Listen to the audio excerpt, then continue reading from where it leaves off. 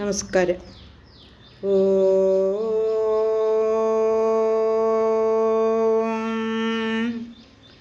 ഓ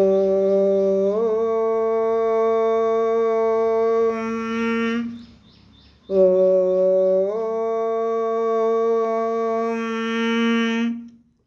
സർവമംഗളമംഗല്യേ ശിവേ സർവാർത്ഥസാധികേ ശരണ്യേ ത്രയംബകേ ഗൗരി നാരായണി നമോസ്തുതേ. ഓം മഹാദേവ്യൈ നമഃ.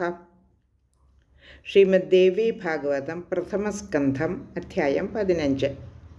ശ്രീശുകൻ അച്ഛനായ വ്യാസനോട് താൻ വിവാഹം കഴിക്കുകയില്ല എന്ന് ഉറപ്പിച്ചു പറയുന്നു. അപ്പോൾ ശുകൻ ഇങ്ങനെ സമർത്ഥിച്ച് പറയുന്നത് കേട്ടിട്ട് താൻ വിവാഹം കഴിക്കുകയില്ല എന്ന് പലരുടെയും ഉദാഹരണങ്ങൾ ചൂണ്ടിക്കാട്ടി അതിൻ്റെ വൈഷമ്യതകൾ വിവരിച്ചു പറയുന്നത് കേട്ടിട്ട് വ്യാസൻ വല്ലാതെ ചിന്തയിലാണ്ടു. അദ്ദേഹത്തിൻ്റെ കണ്ണിൽ നിന്നും ചുടുകണ്ണീർ പ്രവഹിക്കാൻ തുടങ്ങി. അതുപോലെ ശരീരത്തിന് ദുഃഖം കൊണ്ട് വിറയലും ഉണ്ടായി.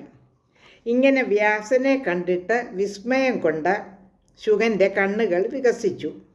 ശുകൻ ചിന്തിക്കുന്നത് മായയുടെ ശക്തി വളരെ കടുപ്പമാണെന്നാണ്. അങ്ങനെ ആയതുകൊണ്ടാണല്ലോ പണ്ഡിതനും വേദാന്തത്തിൻ്റെ കർത്താവും സർവജ്ഞനും വേദതുല്യനുമൊക്കെ ആയ എൻ്റെ അച്ഛനിങ്ങനെ മോഹവലയത്തിൽ പെട്ടിരിക്കുന്നത്. ഞാൻ വിവാഹം കഴിക്കണമെന്ന് ആഗ്രഹിക്കുന്നത് ആ മോഹത്തിൽപ്പെട്ടതുകൊണ്ടല്ലേ? ആ മായ ആരാണെന്നോ ദുഷ്കരമായ അതെന്താണെന്നോ എനിക്കറിഞ്ഞുകൂടാ. അത് വിദ്വാനും സത്യവതീസുതനുമായ വ്യാസനെയും മോഹിപ്പിക്കുന്നുവെന്ന് മാത്രം അറിയാം.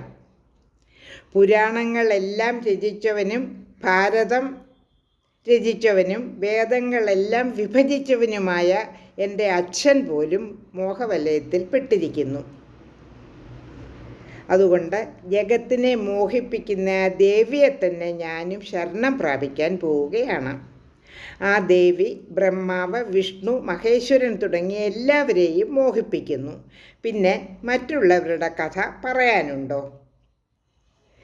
ദേവീ നിർമ്മിതമായ മായയുടെ ബലവും വീര്യവും വളരെ അത്ഭുതാവഹമാണ്. സർവജ്ഞനും ഈശ്വരനുമായ വിഷ്ണു പോലും മായയ്ക്ക് അധീനനായിരിക്കുന്നു. ഇങ്ങനെയൊക്കെ ശുകൻ ചിന്തിച്ചു. ഇനി അടുത്ത ശ്ലോകത്തിൽ എന്താണ് വിവരിക്കുന്നതെന്ന് നോക്കാം. ശ്ലോകം 30. വിഷ്ണുംശ സംഭവോ വ്യാസ ഇതി പൗരാണികാ ജഗുഹു സോപി മോഹാർണവേ മഗ്നോ ഭഗ്നബോധോ വണിക്യഥ. വിഷ്ണുവിൻ്റെ അംശാവതാരമാണ് വ്യാസനെന്ന് പൗരാണികന്മാർ പറഞ്ഞിട്ടുണ്ട്. അദ്ദേഹവും വഞ്ചി തകർന്ന കച്ചവടക്കാരനെ പോലെ മോഹക്കടലിൽ മുങ്ങിപ്പോയി. ശ്ലോകം 31.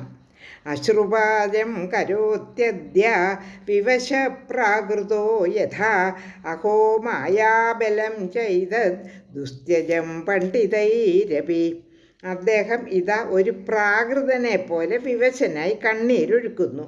അമ്പോ, ഈ മായാശക്തി പണ്ഡിതന്മാർക്ക് പോലും ഉപേക്ഷിക്കാൻ ആവാത്തതാണല്ലോ. ശ്ലോകം 32. കോയം കോഹം കഥം ചേഹ കീദൃശോയം ഭ്രമക്കില പഞ്ചഭൂതാത്മകേ ദേഹേ പിതാപുത്രേതി വാസനാം. ഇദ്ദേഹമാര്, ഞാനാര്, ഇവിടെ എങ്ങനെ വന്നു? എന്തോന്നാണ് ഈ ഭ്രമം? പഞ്ചഭൂതാത്മകമായ ഈ ദേഹത്തിൽ പിതാവ്, പുത്രൻ എന്നീ തോന്നൽ എങ്ങനെ ഉണ്ടായി? ശ്ലോകം 33. ബലിഷ്ഠ ഖലു മായേയം മായിനാമഭിമോഹിനി യയാഭിഭൂത കൃഷ്ണോപി കരോതി രോദനം ദ്വിജഃ. അത്യന്തം ബലമുള്ളതാണ് ഈ മായ. ഇത് മായാവികളെപ്പോലും മോഹിപ്പിക്കുന്നു. ഈ മായ ബാധിച്ച കൃഷ്ണദ്വൈപായനും കരയുകയാണ്. ശ്ലോകം 34. താം നത്വാ മാനസാ ദേവീം സർവകാരണകാരണാം ജനനീം സർവദേവാനാം ബ്രഹ്മാദീനാം തഥേശ്വരീം. സർവകാരണങ്ങൾക്കും കാരണഭൂതനും